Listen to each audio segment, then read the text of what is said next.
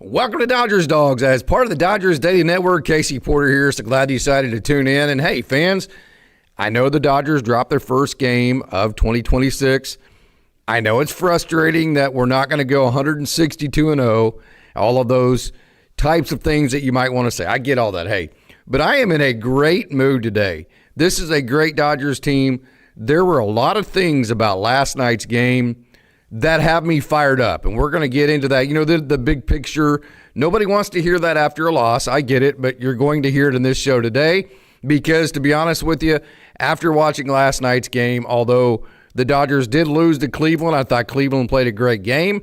We're going to get into it, give them credit. I thought they won the big moments. I thought last night really came down to there were 3 or 4 really pivotal moments, and Cleveland won all those. And sometimes in the game of baseball, that happens. But I think there's a lot of long-term, over-the-long-haul type big picture scenarios that actually, if you go behind the curtains of last night, I think you can get into and see a lot of encouraging things to think, you know, hey, if this continues on throughout. Actually, I had somebody come in for a second and they left. So if that was you, come on back in. That I think if you go behind the curtains, you'll see that over the long haul of a season, the signs last night were encouraging. First of all, number one, and again, if that was you that signed in on the show, come back in. I don't know. I lost you there for a second, so climb back in on that. First of all, Roki Sasaki.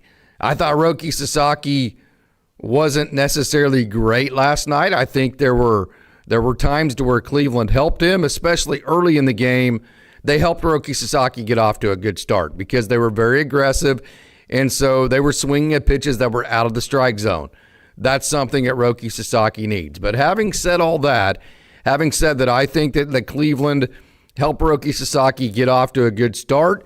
He still had to continue with that momentum and getting through 4 innings, getting into the 5th inning, getting taken out one batter after one batter into the 5th inning. There's no way that anybody, I think, could take away from that anything other than, hey, that's a really good building block for Roki Sasaki. Is that the final version of what we want Roki Sasaki to become? No, obviously, but obviously it's game 1 too, so you have to look at it from that perspective too. So I thought last night was a good building block for Roki Sasaki. I thought Tanner Scott, you know, I've mentioned several different times, I think the new guys, Kyle Tucker, Edwin Diaz, those guys are going to be what the Dodgers bought. They're going to be great players, but it still would help kind of the narrative of things, especially the way Michael Conforto went last year, especially the way Tanner Scott went last year. It would help the narrative. It would reduce stress. And I don't think these guys are going to be stressed or anything like that, but it would reduce some stress. It would help some things if the new guys, Kyle Tucker and Edwin Diaz, got off to good starts. Kyle Tucker is not off to a great start yet. We'll get into him, Freddie Freeman, Mookie Betts, Shohei Ohtani here in a minute. So I'd like to see those guys get off to a good start. And then also, I mentioned in the last show that we went on live that it would be great to see Tanner Scott get off to a good start. So last night, to see Tanner Scott get out of the jam, you know, come in. Obviously, Roki Sasaki, Dave tried to steal 5 innings out of him. But he was on that. I've done it a million times as a manager, and it's very tempting, and it seems like I always gave into this temptation. I'm not a big fan of it, though, now that I'm not in it, and I'm kind of a fan. Looking back, it's amazing how this game, the further away that you get from it, I haven't coached in, I believe this is my 4th year away from coaching. It's amazing how much easier this game gets to play and manage the further away that you get from it and the more of a fan that you become. So trust me, I'm coming at this narrative from that perspective. But, you know, it's very tempting to say, you know what, I'm going to send this guy back out there, last night being Roki Sasaki, and I'm going to give him until somebody gets on base.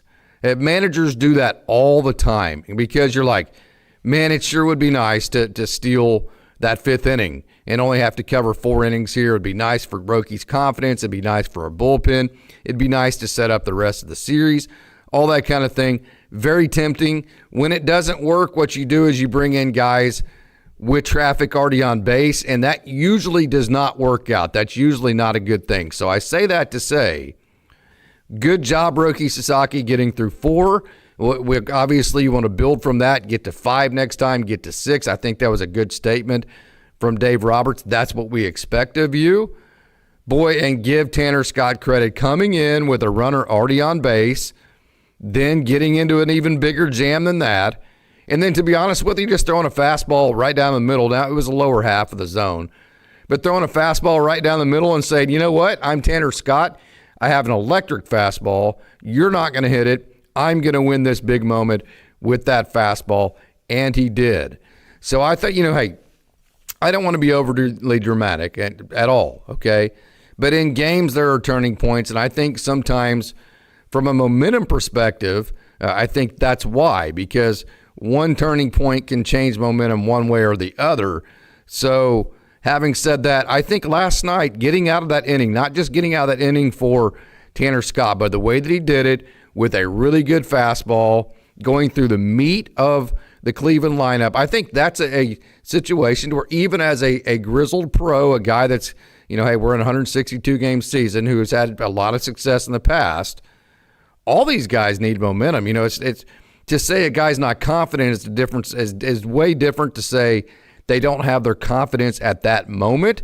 So yes, Tanner Scott's a very confident pitcher, but that moment getting out of that can create confidence for the immediacy of right now, which are two entirely different things. And that confidence then creates momentum, and then you get the Tanner Scott that we all have wanted. And so I think from that angle, okay, I think getting him off to a good start is a really big deal, and I think last night is a really positive step forward of getting Tanner Scott off to that good start.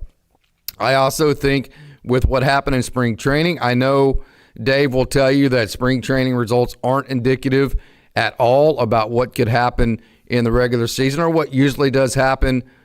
But I will say this, the spring training for Roki Sasaki left a lot of questions for a lot of people. There's no denying that. So I think Roki Sasaki is in the basket of needing to get off to a good start, because I think if he doesn't, I think it's going to go back into the narrative of, well, he didn't earn it. He wasn't on the merit system. There were other guys on the roster that should have gotten this over him, this and that kind of thing. You're going to hear all of that, those howlings and all of that type of talk if he doesn't get off to a good start. But if he does, then you can play the narrative of, well, guys, he was not very good last year. He figured it out. He was great in the World Series. Who cares about spring training? Why in the heck wouldn't we put him on the opening day roster? Y'all are crazy, right? You go back into that narrative and completely flip it if he gets off to a good start. So last night, again, although the Dodgers did lose, good to see Roki Sasaki get off to a good start. Good to see Tanner Scott get off to a good start. And just kind of flip the narrative on that. I think another guy that needs to get off to a good start, two guys that for different reasons, Will Klein and Justin Robleski. I think they need to get off to good starts because this is type of the kind of their prove it stage. And when I say prove it, what I mean is Justin Robleski on this very show has said many different times, and I would bet you Will Klein would exactly echo this sentiment. They don't want to be just guys that eat up innings. They want to be the dudes, right? They don't want to be the guys that kill the innings to keep those innings off of the dudes. They want to be the dudes, right? Okay, so they want to take their experiences in the World Series last year and catapult themselves into being one of the dudes in the bullpen. And so kind of to marry those two together, if they get off to a good start this year, continue that momentum, then I think they continue to climb into being, taking that jump from just kind of being an innings eater, being effective because they eat innings and they do things that keep the biggest innings away from the Tanner Scotts and the Alex Vessias and that kind of things, jumping from that category into being into the dude category, being into the high leverage category. So I think it's big for Will Klein, who had a scoreless inning his first outing the other day, and then Justin Robleski, who I'm not going to say I'm going to be disappointed in last night's outing. Again, it's one outing. He did recover. He came back and got two scoreless innings, so there was a contribution there. Hey, if you're not going to contribute with a good ERA, that doesn't mean you can't contribute in other ways, and providing length is the way that Justin Robleski contributed last night. So it was not an empty performance for him whatsoever. He did throw the 2 innings after he gave up the runs in his first inning out there. But I'll say this, I think Justin Wrobleski sped up a little bit. I think the first fastball that he threw was in on the hands of the right-handed hitter. I thought the breaking ball low for the second hit was a very good pitch as well, as at the bottom of the zone. I thought the first 2 hitters, tip your cap to them. You get 2 runners on base. At that point, how are you going to deal with this? How are you going to minimize? I think that's a big key for Wrobleski. Don't let your bad outings turn into, just catastrophic outings. And, hey, 3 runs is not great, but it's not as catastrophic as we've seen him get in the past. So the third hit was just a fastball right down the middle. Or not the third hit, but the hit that came on the double, that was just on Robo. I thought the first 2 hits were just a good piece of hitting. Tough luck. Obviously, you need to field the bunt. You need to throw it to first base. That's on Wrobleski. I thought that the pitch he threw for the double, I thought that was a cookie right down the middle. That's on Robo. And I'll also say I think Robo sped up a little bit. I think he was just trying so hard to get back into the, hey, I'm a dude mode. I want to show everybody I'm a dude, that he let himself get sped up. And the reason why I say that is, to the first 2 hitters of the inning, the fastball was anywhere from 93 to 95. To the hitter that got the double, I can't remember exactly who it was at that point. The names escape me. I cover so many of these games. Sometimes forgive me and forgive names. But on the double, that scored the 2 runs, that pitch was about, I think that was 96. So he jumped up a couple of miles per hour, which meant you get less movement. Justin Wrobleski does not have great extension, so he needs good movement on his fastball. So the fact that he was throwing a little bit harder as the inning went on, I think shows that he let himself get sped up, and because he got sped up, he stopped executing. I thought he executed just fine again to the first 2 hitters. You need to field the bunt, throw it to first base, give up 1 run, get out of that inning. Don't let yourself get sped up. I kind of felt like he did that last night. So from that angle of it, I was a little bit disappointed in the competitive element of that with Robo. I think we need to go back to the, hey, keep yourself competitive, but don't let yourself speed up type Robo that we saw at the last year. So no doubt, as Bob Student 10 says here, I love Rojas, but I'm part of the mindset of letting the young guys take most of the reps for the future. Can't disagree with that at all. Part of this, hey, Rojas has been fantastic, but yes, Alex Freeland had the big double the other day. He had the big home run. He is proving the Dodgers and Austin Brubaker right, by the way, that the swing decisions that he's shown that he's making good swing decisions in spring training, although the results weren't there, are eventually going to pay off in results, especially at the 9-hole, to where if you make good swing decisions, you're going to get great pitches to hit, and because you get great pitches to hit, you should execute. So Alex Freeland showed the other day that the Dodgers were right, and he came through with a couple of really big hits in a really tight game, and then he doesn't play again with Rojas and that kind of thing. So I can go either way. I love Miguel Rojas. I hate the fact that he got picked off last night. I thought that was a swing moment, very uncharacteristic of Rojas. But, as much as I love Rojas, I love the great defensive play he made. I love the base hit that he got right in front of that, the double that he got right in front of that.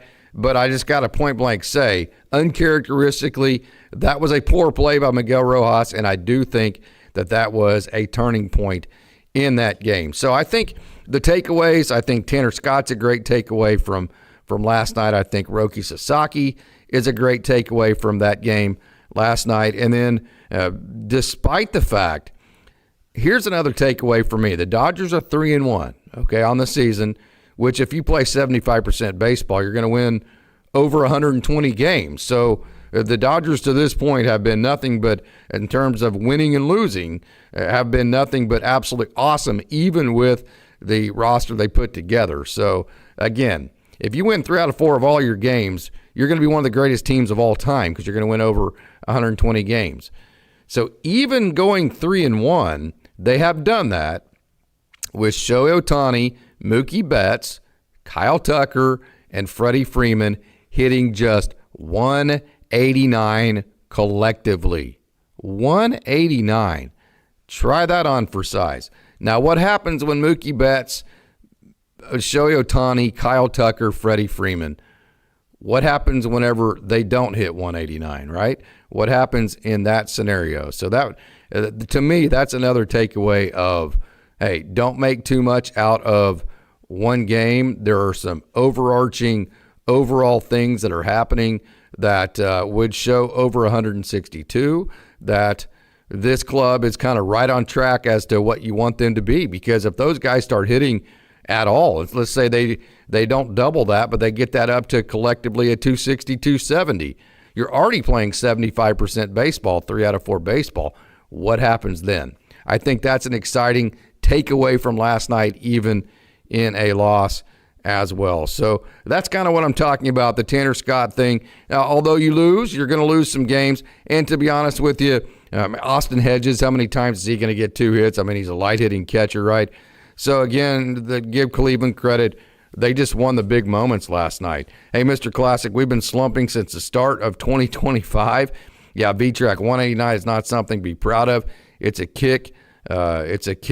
And the fans, you know what? Yeah, they'll get it together. It's a very short sample size. Absolutely not anything that I can make anything out of, other than the fact that the Dodgers have figured out how to win 3 out of the first 4 games, even with that happening. So last night's game is the kind of game I find very frustrating to watch, but holders getting paid not to hit. Yeah, having said that, there's no way that any fan can complain about winning 75% of your games, because if you do that, then you're one of the greatest teams of all time. Conforto in 2025 didn't help our slumping either. That's a very good point there. I thought Rocky's cutter. Let's get into Rocky's cutter.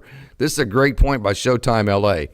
That third pitch, what he did with it, he threw it for a strike. So one of the things I've always talked about, or at least recently I've talked about a lot with Roki Sasaki, is that because his splitter is so unpredictable, it puts too much pressure on his fastball. He feels like he has to be perfect with his fastball. Then when you feel like you have to be perfect with your fastball, that's whenever you get less efficient, because you try to guide it into perfect locations instead of just making good pitches. So what you saw with Roki Sasaki early in that game last night was that he stole some strikes with that cutter. And so if he's able to steal some strikes with a third pitch, couple of layers here. One is that's going to take a lot of pressure off that fastball, because the fastball is not going to have to be the pitch every time that is gathering the strikes to get to the split finger.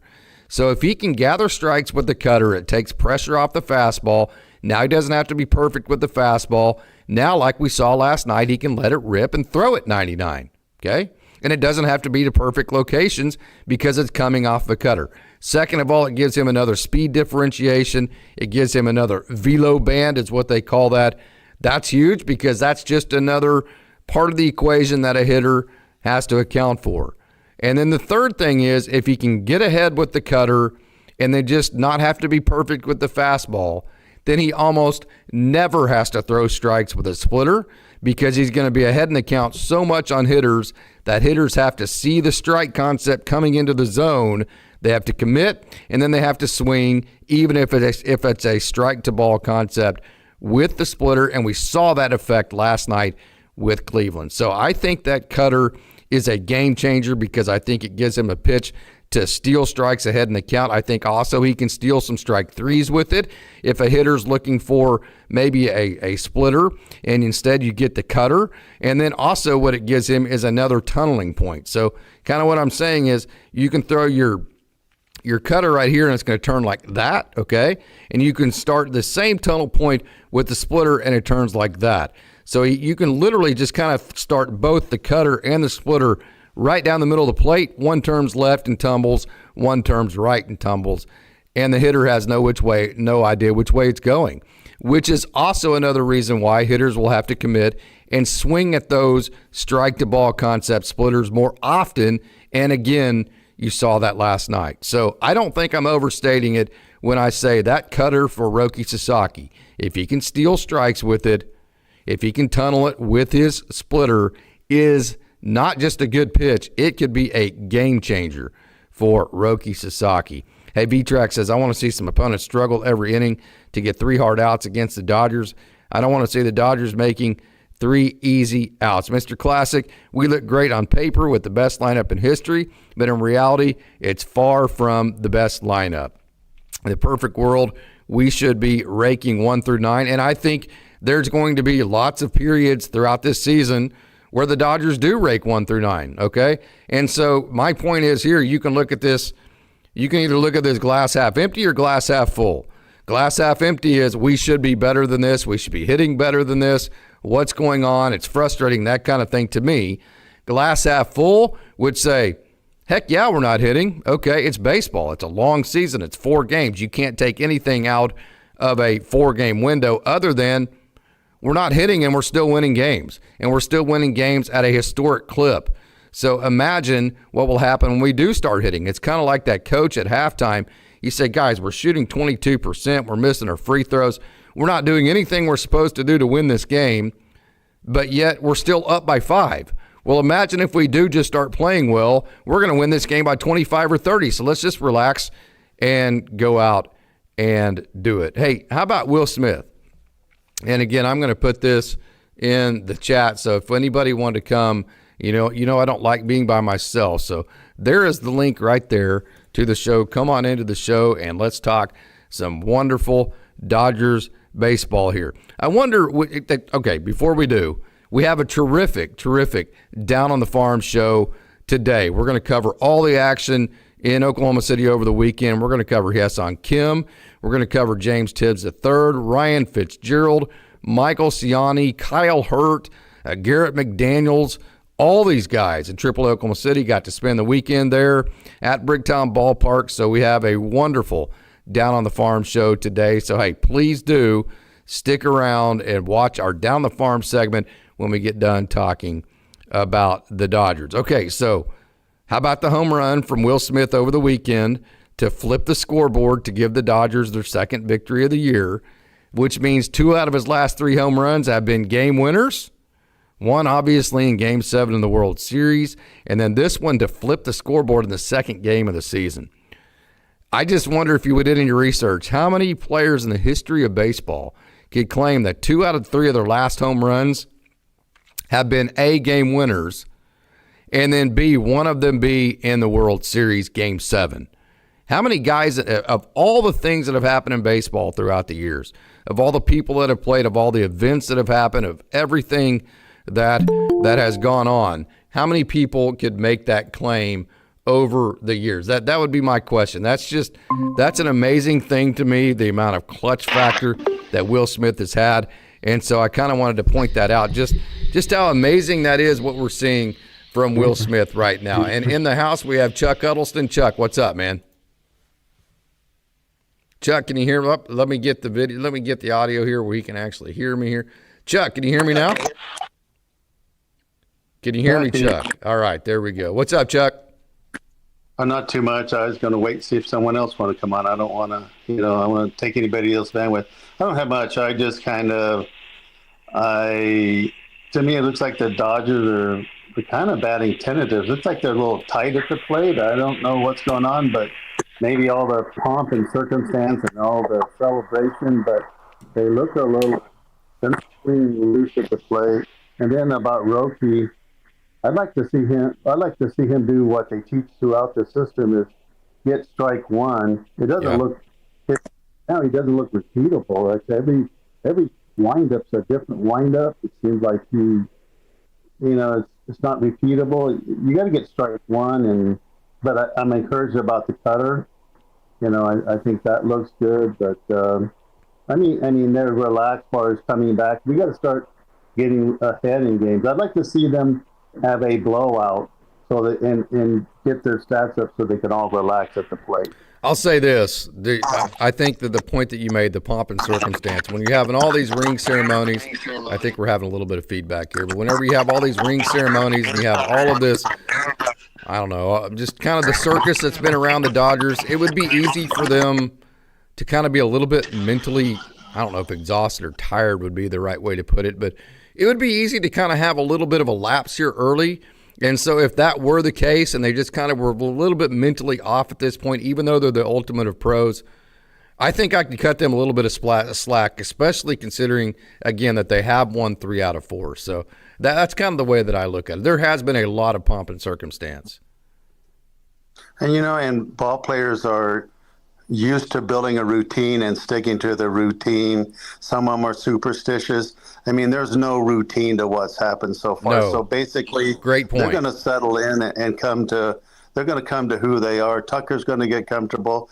Success breeds success. I mean, I like that Roki had some success. I don't think I'd even brought him out for the 5th. I was happy he came out, but I would not have. I would not have brought him out for the 5th. I hate that. Hey, let's let him go till he gets one guy on. I just hate that as a manager. Yeah, and then Robo kind of losing his location really hurt. We could have won that game if Robo.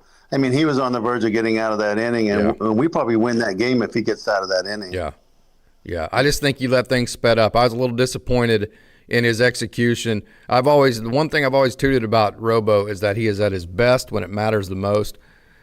In my opinion, from seeing Robo all the way back to 2021 at OSU, this was the first time I think I saw him actually kind of get sped up, and in my opinion, in an attempt to prove to everybody that he is a dude, one of those high leverage dudes that he wants to become. I was a little bit disappointed in that aspect. Maybe I'm making too much of that.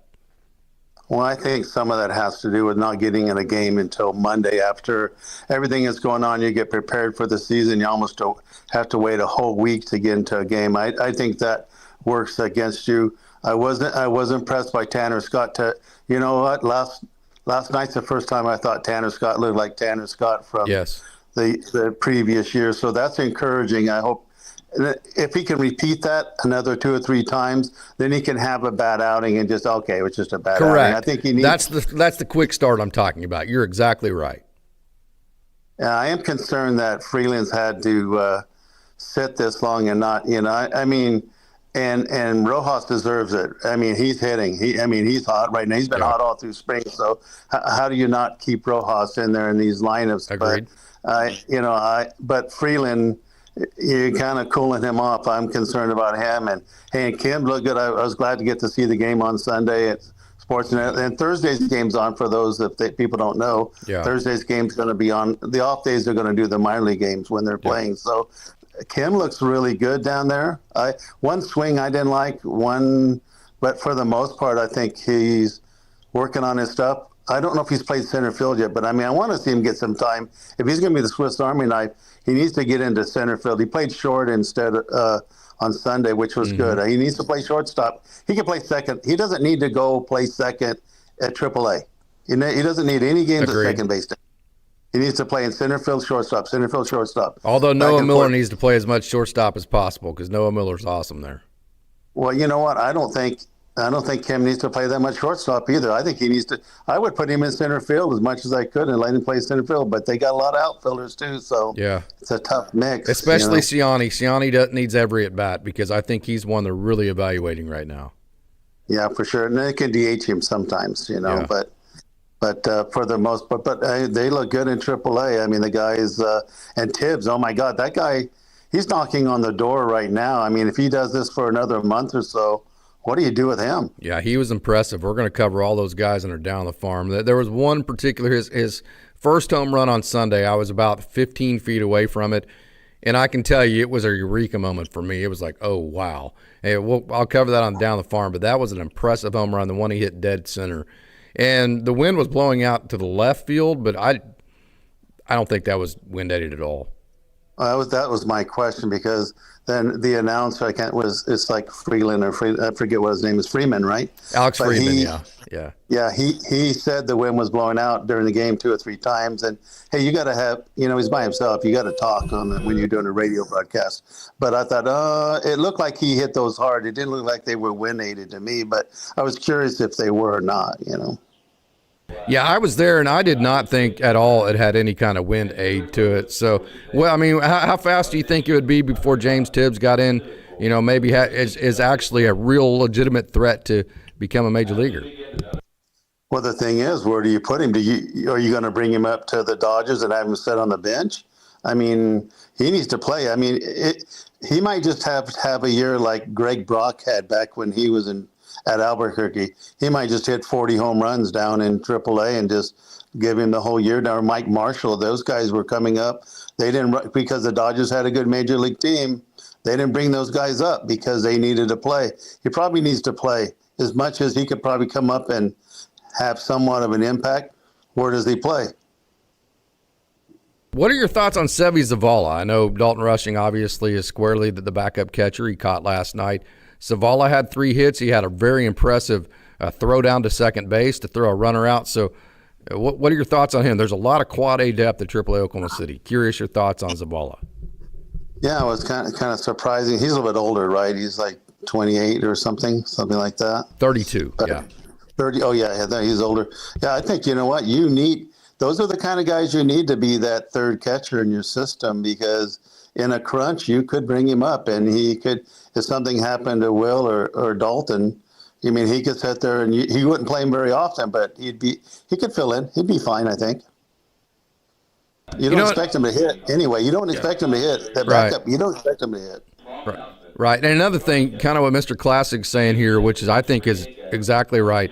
If you bring up a guy like a Tibbs or whoever it may be, they can be an injection of energy, if you will, and just kind of one of those spark plug type situations. So I think maybe if he gets to that point, he could possibly, I mean, obviously he's not on the 40-man, but that would be maybe a situation to where, hey, we need some instant offense here. Let's bring up a young guy to bring us some energy, and let's play that kind of role with it. Well, not only that, that's a good point, but the other thing on that is then the guys up there start looking over their shoulder, go, hey, this hot young kid, he might come get my job. He's not going to get the right field job for sure, and he's not taking Freddie's job. But if anybody goes down, boy, he might be plug and play. If something happens and Freddie's out for any length of time. And, the thing is, they have a crunch coming, though, too, with Edmund coming off the disabled list and eventually Kiki coming off the disabled list. Man, it's going to – and, you already got Kim in the minors. If everybody stays healthy, and they haven't the past couple of years, it's going to be interesting to see how they manage that. Of the 4 that aren't hitting, Kyle Tucker, Shohei Ohtani, Mookie Betts, Freddie Freeman, which one are you the most concerned about? It's hard to be concerned about any of those. Teoscar kind of went back a little bit far if you didn't mention him. I'd say mine would be Mookie Betts, just because I think maybe it's a physical thing that he, it's not just one of those, hey, it's baseball. Maybe this just is what Mookie Betts is nowadays. That would be my – I'm not saying that's the case, but that would be kind of – those are some of the thoughts that are creeping into my head, if you will. Yeah, Freddie looked the best. Last night he wasn't this, but he was swinging well before last night. Yeah. I think Tucker will be fine once he gets relaxed. But yes. I am concerned, though.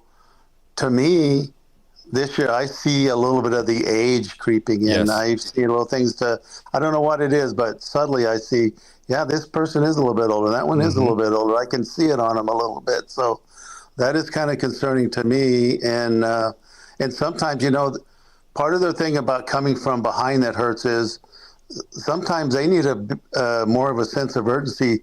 They might just kind of rest on, we can come from behind. They need to kind of get it going a little earlier in the games. I mean, they need to do what they know they can do earlier in the game. And why is it? Of course, a lot of it's pitching, because they're starting. Always this time of year, your best pitchers come out. They pitch that first week or two, and you get really great pitching. It won't be long. These guys are going to start being fatigued. They're going to have a little Good point. And stuff. And you're going to start seeing down staff guys. This is almost like the playoffs, because it's the first 4 games, and you're seeing the 4 best pitchers and all the best relievers coming out. Great point, Chuck. This is almost like playoff pitching that you're seeing so far. Exactly. It's always like that. I never thought of that. That's a great point, though. Yeah. And you see that a lot of times. You'll see a game, though, where the pitcher doesn't have it, and they'll just score 12 runs, a team will. But this always happens. Every pitcher, their first time out, is going to give it their best effort, and every pitch has a lot of emphasis on it. So let me flip that on you. If this is kind of a playoff scenario, in the sense that you're seeing in the first week of the season, you're seeing all the other teams' best pitching, the best relievers, all of that, which is similar to the way that what you see in the playoffs. Is it concerning to you that the Dodgers aren't hitting against the other team's better pitching? Yeah, because like they did in the playoffs. Yeah, it looks like last October now, doesn't it?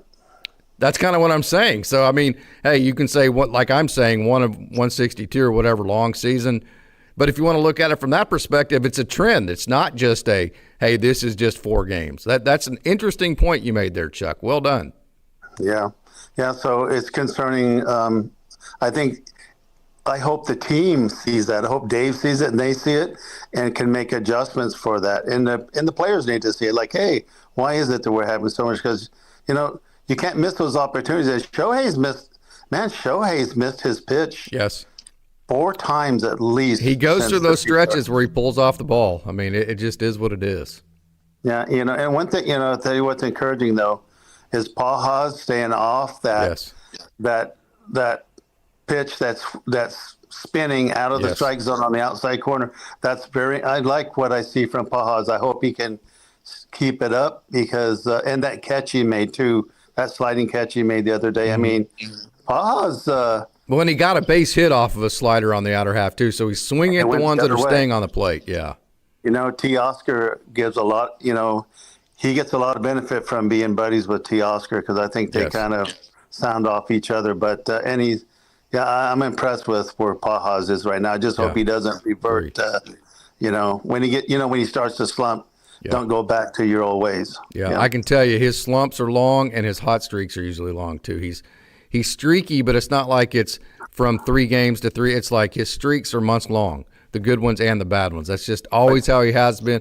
If you go all the way back to our shows, whenever he got brought up, that was the first thing that I said was that when he goes in a slump, it stays for a while, like for a month. And we saw that last summer. And then also what I said was, but whenever he gets hot, he stays hot for a long time. So he has those like month-long up and downs, and we saw all of that last year. So hopefully what you're saying is we can get rid of those long periods of ups and downs and become a little bit more even keel with his production. And if you do that, you have a really great player in Andy Pages. Well, when he's in one of those slumps, he needs to try something different than he hasn't tried before to come out of it. You know what I mean? And they've got some great hitting coaches. I think they can say, hey, you know what? That you're in this thing. You recognize this, right? This is what's happened before. Mm-hmm. Well, let's try this time. Let's not just keep going the way we're going. Let's try. Let's just shake something up to get you out of this sooner. And another thing I wanted to say too, back to Roki. That people keep wanting to send him. I don't know. All these guys, they just upset me. I watch these guys and they've all like before they see much, they want to send him to the minors and send him AAA. I do not want to send Roki to a hitters league to get better. Right now, at least not yet, because you send him down there where, unless you tell him stats mean nothing and he believes you, he's going to get killed down AAA. In Albuquerque and Reno and these places where the ball flies, Hey, all these pitchers that we have that are doing so well, they get hit down there too. Yeah, no doubt. I mean, nobody comes out with ERA hardly in AAA down there under 4. Not in the PCL, definitely, with the different locations you have to go to where the ball flies. Salt Lake City, Reno, Tacoma, Albuquerque, places like that are very tough to pitch in. Hey, final thoughts here. What were your thoughts on Emmett Sheehan the other day? Struggled just a touch. Your thoughts on him? I'm a little concerned about velocity, but I think it's mechanical because he hadn't said he's hurt. But they don't always tell you when they're hurt. I mean, look at. So I'm concerned about. To me, that's a big dip. That's not, but you know what? He can throw it because he was throwing. Had good velocity in the first inning. But I'm like everybody else in that. I want to kind of watch and see. But one thing is though, he looks like he can pitch because one thing is. I liked was he started pitching instead of just rearing back and throwing. No doubt. It's good when you pitch. I like people that pitch. No doubt. Hey, Chuck, appreciate you, brother. Thank you so much for joining. Oh, thank you. Okay. Chuck Huddleston, as always, just bringing his A game. What a wonderful job Chuck does. Thank you so much. If anybody else wants to join, the link is in the chat there. And, hey, absolutely, Dorothy Gale's making a great point. Nobody's making excuses for not hitting. I don't think even at this point, even anybody's even thinking about not hitting. I mean, 4 games in, I don't think a guy with as much experience as Mookie Betts or Freddie Freeman or Ohtani or Kyle Tucker, or for that matter, guys with that type of talent, I don't think they give. Not that they don't care, but I can tell you they don't consider. Not only do they not even. Are they not concerned about it? They don't consider this as, it's 4 games. They're not even thinking one way or the other about these first 4 games. Of course, would you like to go 2 for 3 in every game and a 162 season, yeah, but then you'd be like the greatest hitter of all time, and you'd be defying basically science, which is how hard it is to hit a baseball. So I promise you, they're not concerned about it. They're so far away from even defending not hitting right now, which would mean they would have to make excuses to defending it.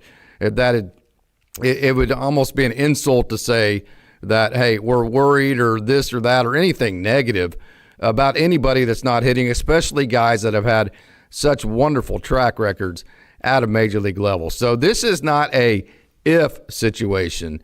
It is a win, and it's one that I think if you're worried about it or if you're negative about it or even concerned about it, I think it's a pretty large overreaction at this point. So that's kind of where I would go with that. And then I'm going to say it again. You're winning 75% of your games even without him hitting, and there's a lot of positive takeaways from that. So that's going to be my final thought on the Dodgers. So what we're going to do now is we are going to talk about the wonderful action in AAA Oklahoma City over the weekend.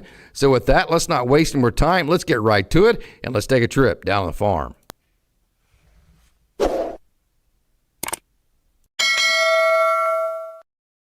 Welcome to Dodgers Daily Down on the Farm. So glad you decided to check in on the prospect action in the Dodgers system. And, of course, the only affiliate that is going right now is AAA Oklahoma City, and they had opening weekend in Oklahoma City this past weekend. Had a chance to check out all of that, plus Media Day on Thursday. And the first thing you have to talk about is James Tibbs III. What you're seeing right here is a 4 for 5 afternoon or evening on Saturday, where in his last at bat, he hit the center field wall. You're going to see here in a minute if I can get that far to it. He hit the top, basically about halfway up the center field wall. And if it would have been a home run, it would have been for the cycle. So literally, James Tibbs III came up inches short of hitting for the cycle on Saturday night. And then on Sunday, he backed that up with 2 home runs that I want to show you here in just a minute. We'll get to that here in a second. But the thing about James Tibbs I want to talk about here in just a minute, that dead center right there. Watch this. Oh, get up there, get up there. Oh, just knock. I mean, that close to, if that's a home run, again, that's a cycle. But let me take you to his 2 home runs yesterday, and the second one is the one I want to talk about the most. Now, obviously, whenever a professional hitter is when his timing's good and everything goes right, all professional hitters are very impressive when things go right. That's why when you watch highlight films, sometimes you have to be careful because you're seeing the best version of the best anything that a player can do. What you really need to see in terms of evaluating a player is what they look like when things don't go right, which takes us into this second home run. I was sitting about 4 rows up, and I can tell you, not this one, but the one we're getting ready to see. The second home run is a high fastball, and I'm telling you, he was late, and the video doesn't quite do it justice. You'll see here in a second this one. A little bit late there, and I'm telling you, he just flicked his hands at it, and being late like that, he was still strong enough with his hands, quick enough with his hands to be able to get to that ball and hit it with the amount of power that he did to dead center. That last home run right there, that was as many, the almost cycle on Saturday, all the stuff he did in spring training at the end of last year for AA Tulsa, all very impressive. This home run right here, see how that's a little bit late? I mean, that's in way past his front leg, almost in on his back hip there. That one right there kind of flipped me into, that was my eureka moment for James Tibbs. Like, oh yeah, well, even if this guy's timing, see, like the timing's perfect right there. Even if this guy's timing's not perfect and things don't go perfectly, this guy is still strong enough and talented enough, not just to gather base hits, but then also to do a lot of damage like he did on that home run. So Haesung Kim, also, you got to talk about him. He went 5 for 5 on Saturday night. And then the thing about it was, there's a curveball. He went left on left, which was really cool. He went left on left against breaking pitches like you just saw. He also hit some high cutters, not high fastballs. He did strike out on a high fastball on Sunday. That's the one thing I think that we need to. He still has a little bit of that pinwheel, which I don't like, which means he kind of pinwheels the barrel behind him and then makes a loop up in front of it. I'm not big on that. I still think that leaves. There's Drew Avens, by the way. I still think that leaves a big hole high in the zone, especially against velo. But he did get a couple of base hits there is a breaking ball there that you saw hit on. He did get a couple of base hits on some cutters that were up in the zone, so at least it was pitches that were up in the zone. Here's 5 hits here. Let's go through the 5 hits here. There is a high, see, that's a high cutter. That's about 89 right there.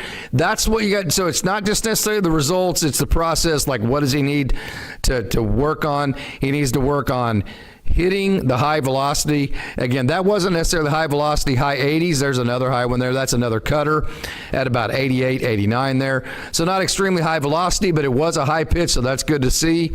We're also getting ready to see left-on-left breaking balls, which can be a problem for people that Ha-Seong Kim was able to get to. So the 5 for 5, obviously, here's a left-on-left breaking ball. See that right there? And he's able to stay on that and hit it. So you've seen, at least not necessarily high velocity, but you saw a high pitch. There's Michael Ciani turning on the Jets right there.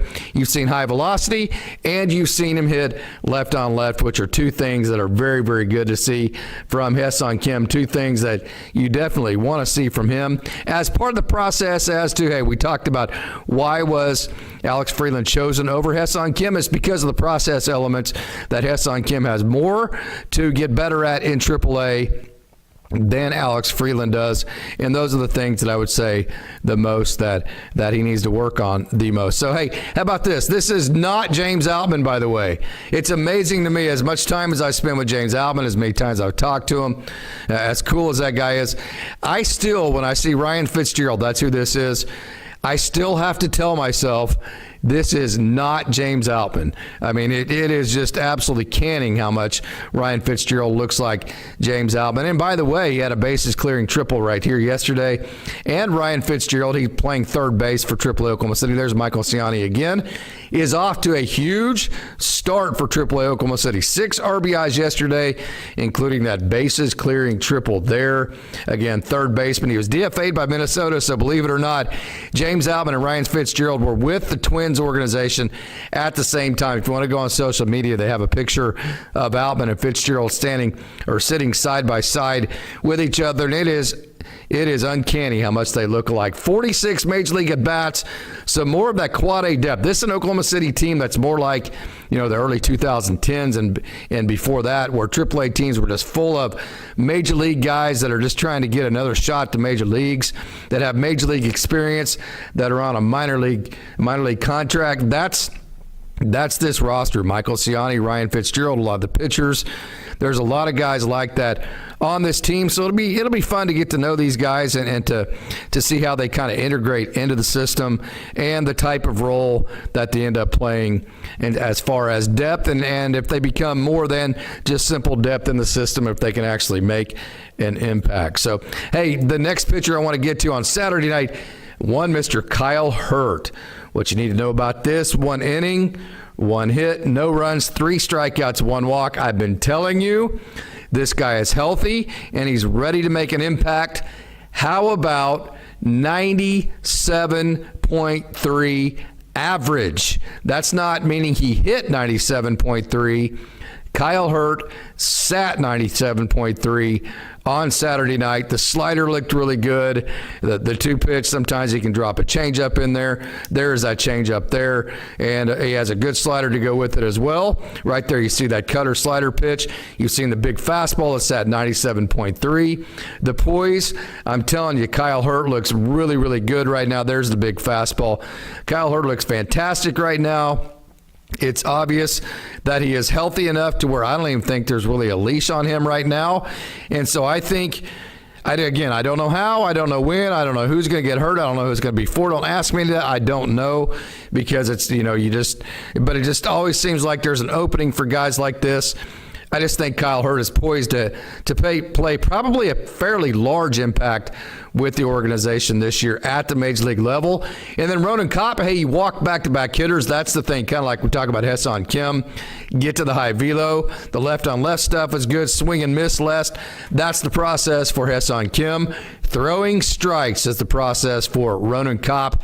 He did walk 2 back-to-back hitters, but because he's so big, because he has such a unique delivery, because, as you see, he hides the ball so well, and because his fastball is as big as it is, and his slider is just huge. He has just a ridiculously awesome slider. Because of all of that, he has, to be honest with you, quite a bit of margin for error. And so even though he walked a couple of guys on Saturday night, he still was able to get through 2 innings, giving up just 1 hit and no runs, and he had 2 strikeouts. So although he did, again, give up the 2 walks, Ronan Kopp went scoreless on Saturday for his first outing with AAA Oklahoma City, and that was very good to see from him. Again, trying to be more efficient, trying to be just better in the strike zone. You don't want to be too hittable like Tanner Scott was last year, but again, you give away enough free baseball, you get behind too many guys, major league hitters are going to make you pay for that. So that's something obviously you want to follow along with Ronan Kopp. Again, on the 40-man, I think he will make his major league debut this year.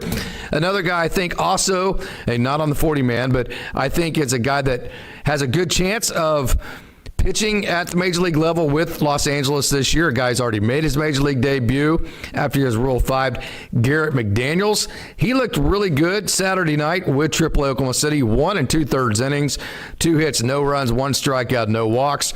The 2-seam was heavy. It missed barrels. It was hard to hit. The typical job of missing barrels. Also, the slider was big. His stuff, no doubt, Garrett McDaniels is nasty. When he's moving the ball and changing speeds, commanding both sides of the plate that you're seeing in this video here, it's really, really, really tough on hitters. So keep an eye out on Garrett McDaniels. I think this is a guy that will be with the Major League Club at some point this year. He's left-handed. He's very good. He already has, again, Major League experience. And so, I mean, we'll see how things go, but I think he stands a good chance at getting some Major League time this year, Garrett McDaniels. And then another guy I'm really pulling for, this is Tones. Antonio Knowles got his first outing. This is of AAA on Sunday or Saturday night, yeah. And really rooting for this guy, one of the most skilled pitchers in the organization. When I say skilled, it's, 3 different pitches, it's different locations. Just kind of as an example, he threw 5 pitches in 5 different pitch types in 1.1 innings. Sinker, his fastball was his 4th least used pitch, I should say. He threw his slider the most. Then second most was his cutter. Then his curveball. Then it was his sinker and 4-seam. There's Drew Avens hitting the ball to second base there, one of my favorites of all time. So that's a lot of spin. That's a lot of skill coming out from Antonio Knowles. It's also why whenever he is executing those pitches, to be honest with you, he goes on fairly long heaters where he just doesn't give up runs. And we're going to finish today's Down on the Farm segment with a young man that I really, really like. I've talked about all the spring training about. He was the guy that I thought you might watch and go, wow, look at that guy's stuff. Who is that guy? And that would be one Mr. Jameen Rosario, who I got to see pitch live yesterday. I am just out of that screen, up and to the left there. Rosario looked really good. Again, the fastball was electric. The slider was electric. Moved to the pen last year. After he moved to the pen in his last 20-some-odd outings, little over a 2-point ERA. This is a guy that's coming. You see the electric fastball. This is a guy that's very good. This is a guy, there's that slider, a guy that has taken advantage of his new role in the pen, another slider there against our man again, Drew Avens, to really catapult into a next level. That relief role has allowed, that's like a wicked slider there.